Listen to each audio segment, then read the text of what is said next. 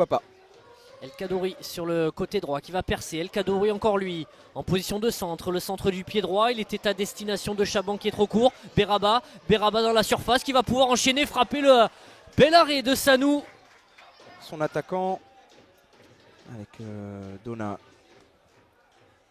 Et là, Othman Tadoun qui frappe. L'ouverture du score, sublime.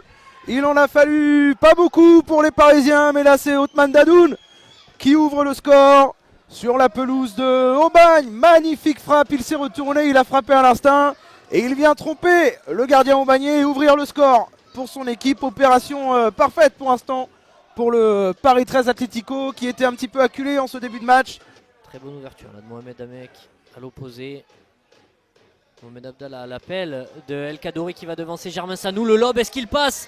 Et ça passe à côté pour El Khadouri, mais sur ce côté droit du SCAB, on trouve beaucoup les solutions dans le dos de la défense. À chaque fois, c'est bien joué, soit pour Mohamed Abdallah, soit pour El Khadouri. Cette fois, c'était pour...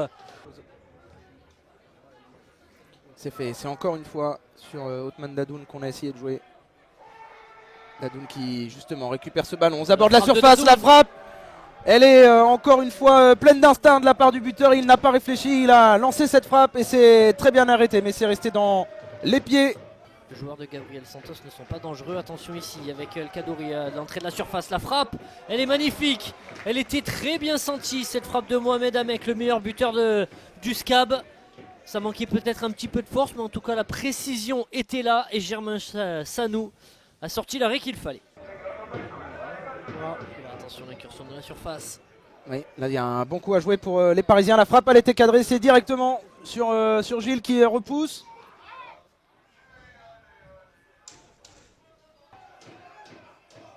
Lili.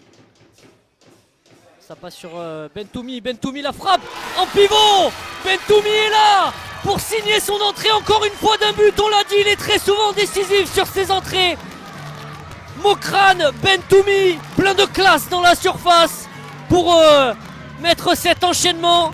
Et avec le centre de Karim Tlili, entrée en jeu lui aussi, c'est Mokrane Bentoumi qui vient marquer là son deuxième but de la saison. C'est un joker efficace pour Gabriel Santos et la série des 1 partout va peut-être se poursuivre.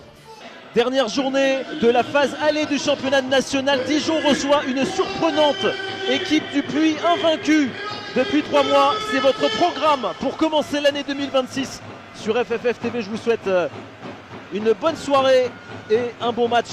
Dijon le Puy, c'est votre affiche.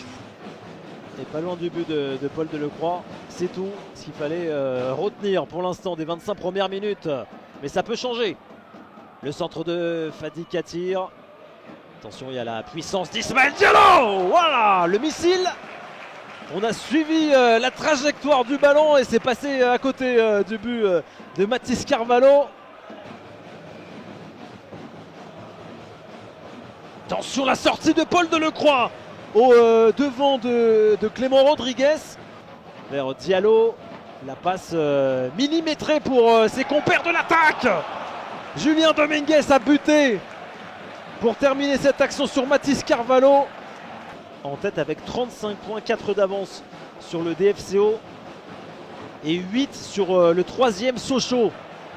Yanis Barca qui va se présenter tout seul face à Mathis Carvalho. La frappe en force directement sur le gardien du Puy, Alexis Ntamak, qui déclenche, et à Julio Tavares en embuscade. Et la sortie de Mathis Carvalho qui a évidemment fait faute. Le penalty à suivre pour le DFCO pour peut-être débloquer la situation. C'est Lambeza qui a été accroché par Mathis Carvalho. Julio Tavares qui a l'occasion de transformer ce penalty, son 81e but sous les couleurs du DFCO. Julio Tavares qui marque sur penalty et qui donne l'avantage à son équipe ce soir face à de surprenants Pono.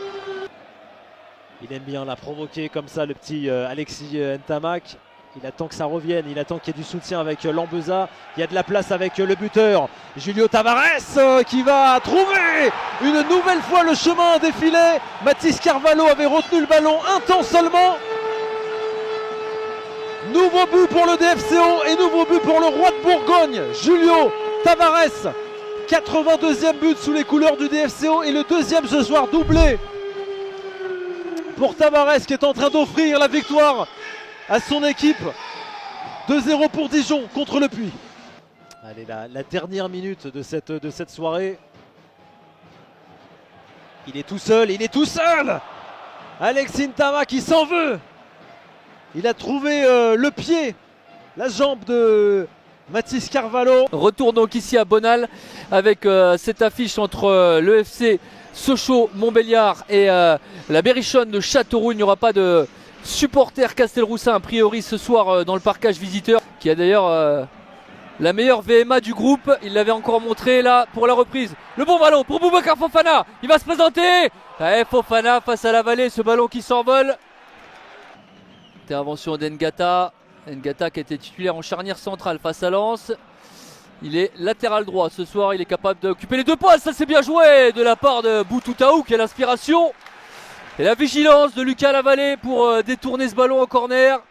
C'est pour ça qu'on aime le voir, Aymen Boutoutaou sur un terrain pour ce genre de fulgurance. On le voit là, il a vu. Pour les Sochaliens, ce sera bien pour Dylan Tavares, l'international capverdien. C'est parti avec son pied gauche, c'est enroulé, c'est détourné sans prendre de risque par Lucas Lavallée. 10 des 17 matchs qu'il reste à jouer. Attention avec Capit Joko qui peut servir à Fofana. Fofana, ça s'envole. Quelle occasion pour Sochaux. Vendangé par Boubacar Fofana. Coembo qui propose une solution à droite, le centre de Coembo. Ça c'est un superbe centre. Et la reprise de Moupemba qui vient échouer à quelques centimètres du poteau droit d'Alexandre Pierre. Mexique qui n'a pas pu s'emmener ce ballon, mais il se bat. L'ancien Croco, il peut servir Joko. Joko pour Benjamin Gomel. Gomel qui rentre sur son pied droit. Est-ce qu'il va pouvoir enrouler? Gomel, il s'est ouvert, c'est magnifique. Mais c'est magnifique ce que vient de faire Benjamin Gomel, le sauveur du peuple sochalien, tout seul, il va s'offrir ce magnifique but, le chef-d'œuvre de Benjamin Gomel. Il suffisait d'une étincelle. Eh bien, elle est venue de Benjamin Gomel, l'ancien enseignant, pour délivrer le Stade Bonal. 1-0 pour Sochaux. Boussaïd, c'est au point de pénalty, c'est bien joué ça, la bonne tête de Moupemba. Jaillissement de la part de Goncalves, mais la bonne contre-attaque pour Sochaux. Joko dans l'espace, c'est bien joué pour Sami Bagdadi. Non, c'était Boutoutaou. Quelle inspiration à nouveau. Pourquoi pas apporter le surnom à la contre-attaque. Allez, 3 contre 3, 4 contre 3 avec Bagdadi. Bagdadi, à droite, c'est à droite qu'il faut jouer, c'est bien joué pour Loubao. La frappe directement dans les gants, c'est dommage. La trêve hivernale et les fêtes sont derrière nous, les corps et les têtes se sont reposés. Le National fait son grand retour pour la 17e journée, dernière joute de la phase allée. Et quelle affiche pour lancer l'année entre Versailles et Rouen, c'est au camp des loges. Et c'est Romain Basque qui s'est saisi du cuir. Ali Houchen qui va essayer d'enchaîner le ballon dans l'intervalle vers Shelton Guillaume. La bonne prise de balle devant Enzo Janton. Shelton Guillaume qui rentre intérieur, qui va aller frapper. Enzo Janton est venu le contrer. La deuxième chance pour Ali Houchen. Magnifique, le coup de tourniquet. Et derrière il est allé la placer. Pied droit enroulé pour aller décrocher le petit filet d'Axel Temperton. Première occasion pour le FC Versailles. Et cette année 2026 ne pouvait pas mieux commencer. 1-0. Ali Houchen, sa deuxième réalisation dans cette saison. Ouais, ça allait très vite avec un petit cafouillage aux abords de la surface rouennaise. Et puis derrière, une relance dans le dos de la défense sur Guillaume qui tente une première fois de frapper contrée. Et derrière, c'est Ali Houchen qui fait son petit numéro et qui l'envoie petit filet dans le côté gauche de Temperton. Elle est parfaitement placée avec le petit rebond juste avant l'intervention. Antonin Cartillier, c'est un gaucher, trajectoire sortante, il va aller viser l'entrée des 5,50 et quel arrêt de Jaworski, magnifique en apesanteur qui est venu empêcher ce ballon de franchir la ligne. Si ça vient, on dira pas non. Mais attendons de voir. Amadou Bassi, il a permuté. Côté droit, là, cette fois-ci, c'est lui qui est venu percer. C'est lui qui est venu centrer. Clément Bassin, à la retombée. Hop. La frappe était magnifique. Elle a été enlevée au dernier moment par la bonne attitude de Ange Badet, la nouvelle recrue. Et puis même Bouzamoucha. Ouais, aussi. Au deuxième poteau. Ouais, la déviation justement pour Bouzamoucha qui n'a plus qu'à la placer entre les jambes de Nathan Jaworski. Sofiane Bouzamoucha, il aime les Yvelines, il est de retour sur une terre qu'il a vu grandir, il aime marquer contre les clubs franciliens, il l'avait fait il y a 2 ans face au Red Star et là il vient égaliser pour le FCR, pour les Diables Rouges, son premier but dans cette saison. La déviation malheureuse de Ange Badet et derrière Bouzamoucha qui n'a plus qu'à la placer intérieur du pied droit. Un but partout, tout est à refaire pour le FC Versailles. Ouais, bien frappé le corner déjà par Cartillier. Et on rappelle qu'Axel Maraval a été réintégré à l'entraînement collectif depuis septembre. Allez, Tom Renaud pour l'envoyer ce ballon. Deuxième poteau et Axel Temperton qui a bondi tel un chat dans les airs pour aller protéger le cuir. Qui nous dit Romain Basque a été dans les buts à QRM en 2016. Je crois même qu'il avait arrêté un penalty. Et le penalty désigné par Monsieur Chamel et le carton jaune distribué. On revoit ce qu'il s'est passé. Kenny Rocha Santos. Oui, c'est Curtis Chalet. C'est Curtis Chalet qui accroche le maillot de Amadou Bassi. Non. Alors, Rouge. oui, c'est à Curtis Chalet qui va mettre ce deuxième carton. Et de jaune synonyme de rouge. Et la double peine pour le FC Versailles qui va donc terminer cette rencontre à 10-11 avec l'expulsion sur un deuxième carton jaune de Curtis Chalet. Et donc qui va subir le penalty et le face-à-face dans quelques instants. Kenny Rocha Santos opposé à Nathan Jaworski. Et la course d'élan de Kenny Rocha Santos, le Cap-Verdien, droitier. Oh, il était parti du bon côté, Nathan Jaworski, mais ça n'a pas empêché Kenny Rocha Santos de tromper la vigilance du portier versaillais. On en est à 2-1, la 7e réalisation de Kenny Rocha Santos. C'est super bien frappé, fort petit filet. Malheureusement pour Jaworski, c'est vrai qu'il est en train de la toucher, mais là, Kenny Rocha, là où il la met, c'est quasiment imparable parce qu'elle est au sol très très forte comme ça. Encore pareil, j'ai l'impression en fait que devant Zemmoura, il y a ce petit rebond là ce petit faux rebond d'ailleurs.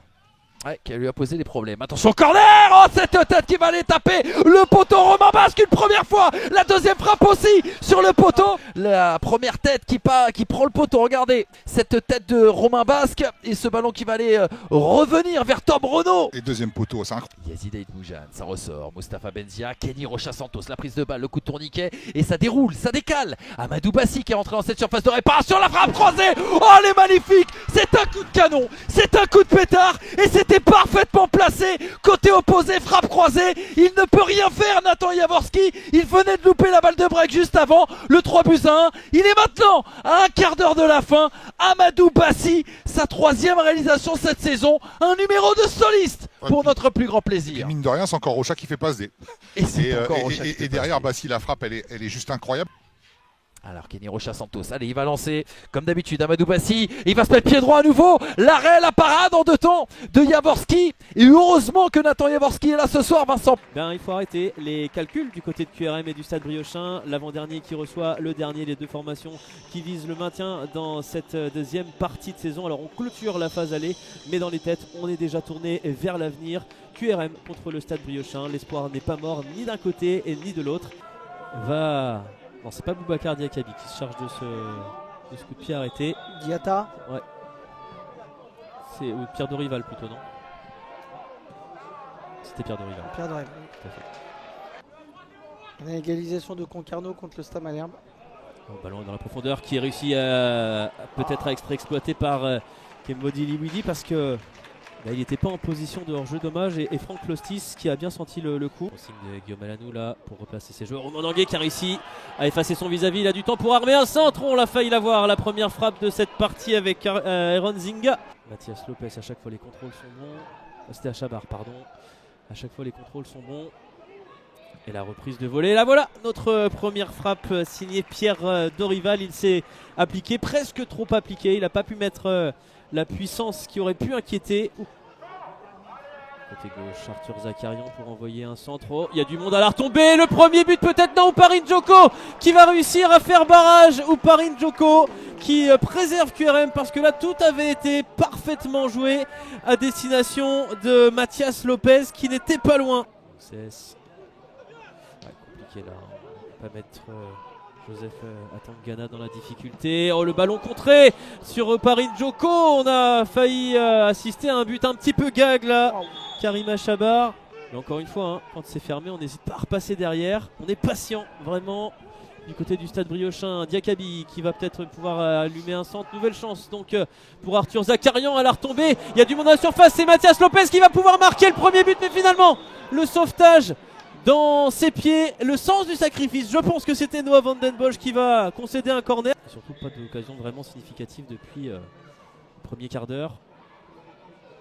C'est bien fait, la possibilité de rentrer dans la surface. Et là ça peut arriver, ça peut venir, ça peut jaillir, mais c'est bien défendu. Et bien fermé au premier poteau. Zakarian, Léo Yobé qui va peut-être attendre que ça dédouble avec Boubacar Diakabi. C'est chose faite, on centre pas du gauche en première intention. Mais ballon qui traîne.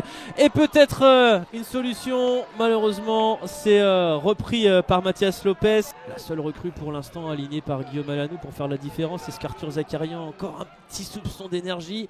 Il va essayer de faire la différence. La frappe d'Arthur Zakarian. Oh, elle avait plutôt... Et corner, bien et décollé. corner, Ah, et corner. Elle est touchée, Elle est attention. touchée parce qu'il avait mis de la force. L'entrée des 22 joueurs sur la pelouse, l'excellente pelouse du stade Guy Pierriou. On est en place et nous allons nous régaler. Un dénommé Viel également dans l'équipe adverse. On y reviendra tout à l'heure avec cette frappe qui a été enlevée miraculeusement par la défense normande. Ouais, attention. Jeannès sous la pression de Botella pour son gardien Vincent Viau. Relance manquée de Viau. Lorenzo Rajo avec le centre dans la surface. Oh, quel magnifique but de la part d'Armand Gnanduillet qui est venu inscrire le premier but ce soir de la rencontre. 1-0 pour le Stade Malherbe de Caen sur la première opportunité pour les Normands. Ouais, le malheureux Viau qui rate un peu sa relance au pied. Sur la tête de Kabongo, puis celle de Gocho. Attention, ça revient avec de l'espace à gauche maintenant pour Amédée Kabongo. Le centre en première intention. Oh, il s'est complètement raté le défenseur et ça permet à Jordan Tell d'égaliser de manière opportuniste sur cet énorme loupé de la défense normande. Un but partout. Et nouvelle possibilité avec Penalty. la main dans la surface. Penalty. Eh oui, elle est signalée, elle est logique, elle est très claire. Penalty pour l'US Concarneau. 34e minute de jeu pour Youssouf Soukouna face à Yanis Clémentia pour donner l'avantage aux siens. Et il a touché Clémentia, mais le ballon file au fond des filets. Penalty transformé et deuxième but pour l'US Concarneau. Les Tonniers mènent maintenant 2-1. Ouais, elle est touchée parce qu'il est parti du bon côté. Quand on n'avait plus encaissé de but, par exemple, depuis la défaite à Orléans le 17 octobre. Attention. Oh, magnifique! Oh, quel but de la part d'Ivan Botella avec ce geste acrobatique. Que ce match est fou! Nouvelle égalisation, cette fois-ci du Stade Malherbe de Caen. 2 buts partout sur cette action de grande classe. Et le but signé Ivan Botella. Un duel très physique entre Didier Gocho et Jordan Tell. Et le ballon récupéré par Soukouna pour Echeverria. La frappe peut-être d'Echeverria, dégagée comme il le peut par le gardien qui a repoussé cette lourde frappe du latéral. Le corner pour les Tonniers dans le temps additionnel de la première mi-temps. Et encore ce petit miracle sur la ligne de but. Elle est miraculée par instant cette défense normande. Ouais, c'est un ballon qui traîne. Je crois que c'est Jeannès qui essaye de la pousser dans le but, mais Maxime Etuin qui conserve le ballon dans les limites du terrain. Mohamed Hafid pour Gnanduillet, l'appel est bon. Gnanduillet qui dribble le gardien penalty. et qui va Ouais, il y a penalty. obtenir effectivement le penalty ici dans la surface de réparation. Balle de 3-2 pour le Stade Malherbe de Caen. Yann Mbila contre Vincent Viau. Mbila qui ouvre son pied et qui permet aux Normands de reprendre l'avantage. 3-2 pour Malherbe. Le capitaine Yann Mbila qui sonne la révolte. Avec Piccolo pour décaler encore un quel.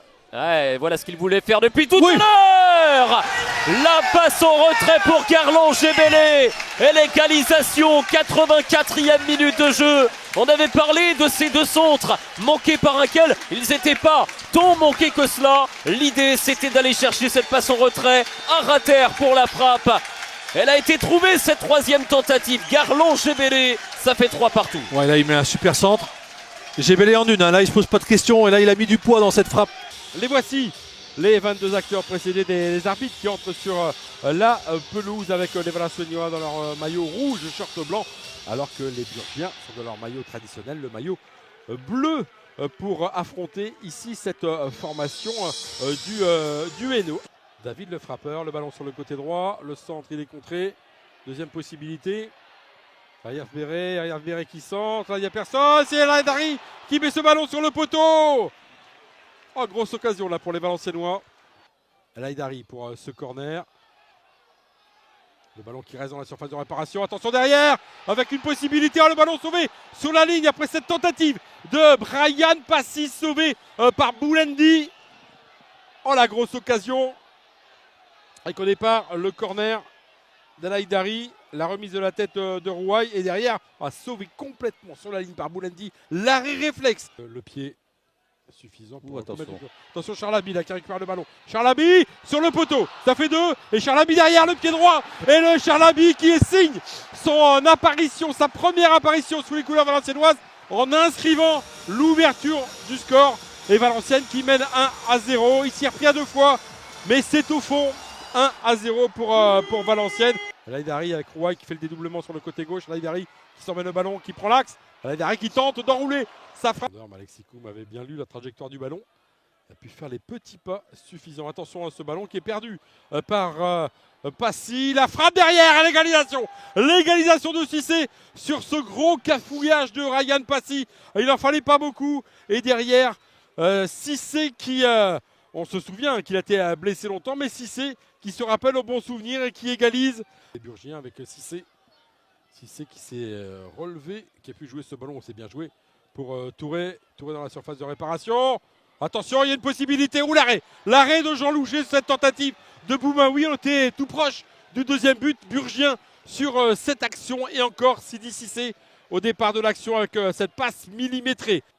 Il a un peu de champ, il met dans la profondeur pour Alain Piélé. Alain Piélé là, qui vient de rentrer, qui va pouvoir centrer, le centre d'Ipiélé, quant à la cour. Et derrière Gaëtan Courté est là. Et Gaëtan Courté pour son premier ballon qui redonne l'avantage à Valenciennes. Il a reporté le brassard de capitaine. Et en tant que capitaine, il montre la voie aux Valenciennois. Ça fait 2-1 pour Alain Ipiélé. Ipiélé face à l'Aspal. Ipiélé qui s'emmène le ballon. Ouais, boxé par Boulendi. Ouais, pour Beloumou, pour Gaëtan Courté. Gaëtan Courté qui essaie de s'emmener le ballon. Gaëtan Courté qui a encore touché. Alain Piélé, une possibilité. Et Piélé qui parachève le succès de Valenciennes. Il inscrit le but du break dans les toutes dernières secondes de cette partie. 3-1 pour Valenciennes qui va s'imposer ce soir face à Bourg-en-Bresse. Et justement ce terrain synthétique qui voit l'entrée des joueurs des deux équipes pour cette première journée de 2026, 17e et dernière journée. Le jeu se poursuit avec une nouvelle fois Yoann Le Méoté. Petit ballon dans la surface de réparation et la frappe au premier poteau. Quel arrêt de Charlie Jean. Surtout une bonne ligne défensive du côté de Fleury. La combinaison avec Morel justement. Bien sûr. Est-ce qu'on va retrouver Sanchez? Oui. Le crochet face à Yoann Le Méoté. Superbe la passe pour Guillaume Cousse dans la surface de réparation. La frappe elle est contrée par Silla de Yoann Le Méoté sur Esteban Mouton. Ça permet de récupérer. Le Méoté encore, il a du monde dans la surface de réparation. Jonathan Rivas qui va rentrer. Il y a Kevin Farad au centre, il réclame le ballon. Le centre il est fait. C'est pas Kevin Farad, c'est Clément Badin. Mais le résultat est le même. C'est dans les 5,50. Il pousse le ballon dans le but vide. Et 1-0 pour le FC Fleury. 21e minute de jeu. Sanchez, c'est très dangereux ça parce que ça va partir dans le dos comme Guillaume Cousse. Le contrôle est bon, il n'a pas réussi à s'emmener le ballon ensuite. Et l'arrêt de Gaël Alette. Mais il y a une prise à 2, donc difficile de s'en sortir. Ça aurait été intéressant et ça va être intéressant si... Attention Sanchez pour Fedel Koumisti qui a réussi à s'emmener le ballon une fois, 2 fois et a frappé ensuite. Et Gaël Alette encore. Être grand aussi pour être performant, mais grand et rapide. Kevin Farad au duel avec Esteban Mouton. Et c'est Kevin Farad qui s'en sort et la parade aussi de Charlie Jean. Et bien voilà, une parade partout. Le début de seconde période est lancé. Esteban Mouton met ce ballon dans la surface de réparation, la tête de Fedel Koumisti, c'est juste à côté. Ça a été dégagé, Jonathan Rivas qui a réussi à parfaitement contrôler ce ballon, l'appel de Clément Badin, superbe retour, superbe. Je voulais dire retour en nombre des Orléanais et moins superbe le retour de Silla. Et attention parce qu'il a déjà été averti.